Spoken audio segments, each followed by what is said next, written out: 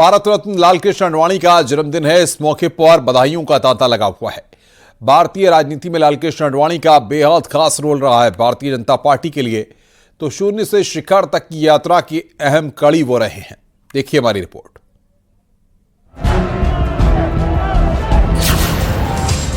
राम का जन्म हुआ वहां पर तो हिंदुस्तान का हिंदू चाहता है एक भव्य मंदिर। भारत रत्न पूर्व उप प्रधानमंत्री और बीजेपी के दिग्गज नेता जिनका नाम है लालकृष्ण आडवाणी, जिनकी पहचान ही एक हिंदूवादी नेता की रही है। आडवाणी आज 97 साल के हो गए। जन्मदिन के मौके पर बधाइयों का तांता लगा है। प्रधानमंत्री नरेंद्र मोदी, गृह मंत्री अमित शाह, सीएम योगी और सीएम धामी समेत पार्टी के तमाम नेताओं ने बधाई देते हुए उनके लंबे और स्वस्थ जीवन की कामना की। प्रधानमंत्री नरेंद्र मोदी ने तो अपने बधाई संदेश में कहा कि ये वर्ष बेहद खास है क्योंकि उत्कृष्ट सेवा के लिए उन्हें भारत रत्न से सम्मानित किया गया।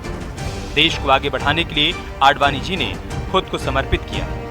मेरा सौभाग्य रहा कि लंबे समय तक हमें उनका मार्गदर्शन मिला। लालकृष्ण आडवाणी की अगर हम सामाजिक जीवन के बारे में बात करें तो इसकी शुरुआत उन्होंने आरएसएस से की। उसके बाद वो जनसंघ और फिर बीजेपी के संस्थापक सदस्य रहे। पार्टी जिस स्थिति में आज है उसमें लालकृष्ण आडवाणी का योगदान काफी महत्वपूर्ण है। लोकसभा में बीजेपी के 2 सदस्य लेकर के पहली बार अटल बिहारी वाजपेयी के नेतृत्व में सरकार बनाने में उनकी भूमिका काफी महत्वपूर्ण रही। इसके लिए उन्होंने राम मंदिर आंदोलन सहित रथ यात्रा की भी शुरुआत की, जिसके कारण पार्टी की आज यह स्थिति बनी। मौजूदा समय में वो बीजेपी के सबसे बुजुर्ग नेताओं में से एक हैं। लालकृष्ण आडवाणी और पूर्व प्रधानमंत्री अटल बिहारी वाजपेयी की जोड़ी ने लंबे समय तक राजनीति में पकड़ बनाए रखी। भारत रत्न लालकृष्ण आडवाणी बीजेपी को शून्य से शिखर तक पहुंचाने वाले नेता हैं। आज बीजेपी देश की सबसे बड़ी पार्टी बन गई है। आडवाणी ने अपने राजनीतिक सफर की शुरुआत भारतीय जनसंघ से की, जिसे श्यामा प्रसाद मुखर्जी ने 1951 में बनाया था। और जब भारतीय जनता पार्टी की स्थापना हुई तब लालकृष्ण आडवाणी पार्टी के मुख्य नेताओं में से एक थे। राम मंदिर आंदोलन का नेतृत्व कर लालकृष्ण आडवाणी ने बीजेपी की दशा और दिशा बदल दी। राम रथ यात्रा से राजनीतिक कद बढ़ा। 63 साल की उम्र में राम रथ यात्रा निकाली। गुजरात के सोमनाथ से अयोध्या तक यात्रा निकाली। 25 सितंबर 1990 से राम रथ यात्रा की शुरुआत हुई। नरेंद्र मोदी ने भी यात्रा की कमान संभाली थी। इस यात्रा ने यूपी की सियासी तस्वीर बदल दी। 1984 में 2 सीट और 1991 में 120 सीटें मिली। आडवाणी की पहचान हिंदूवादी नेता की बनी। वहीं नैतिकता को लेकर भी उनके कठिन फैसलों की आज मिसाल दी जाती है। लालकृष्ण आडवाणी का जन्म साल 1927 में कराची में हुआ था, जो मौजूदा समय में पाकिस्तान में है।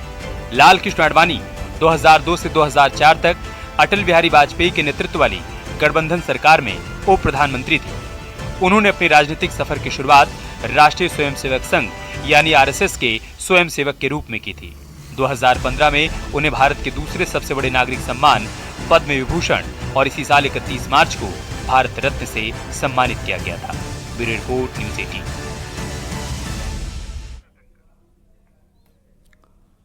उत्तर प्रदेश में पोस्टर वार की सियासत जारी है। समाजवादी पार्टी के बाद अब कांग्रेस दफ्तर के सामने पोस्टर लगाए गए हैं।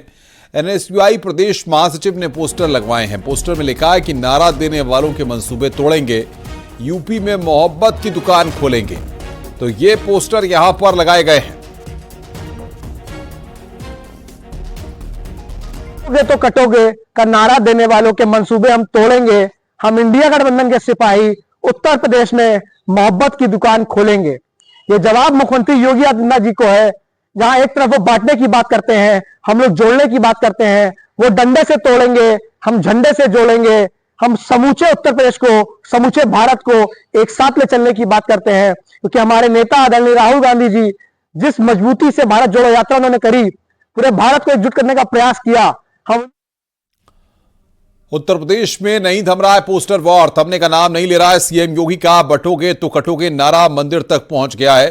कानपुर के आनंदेश्वर मंदिर में पोस्टर लगाए गए हैं। विधानसभा उपचुनाव की वोटिंग से पहले लगा ये पोस्टर काफी चर्चा में है। तो आनंदेश्वर मंदिर में यहां पर पोस्टर लगाए गए हैं। उपचुनाव से पहले ये पोस्टर यहां पर चर्चा में है।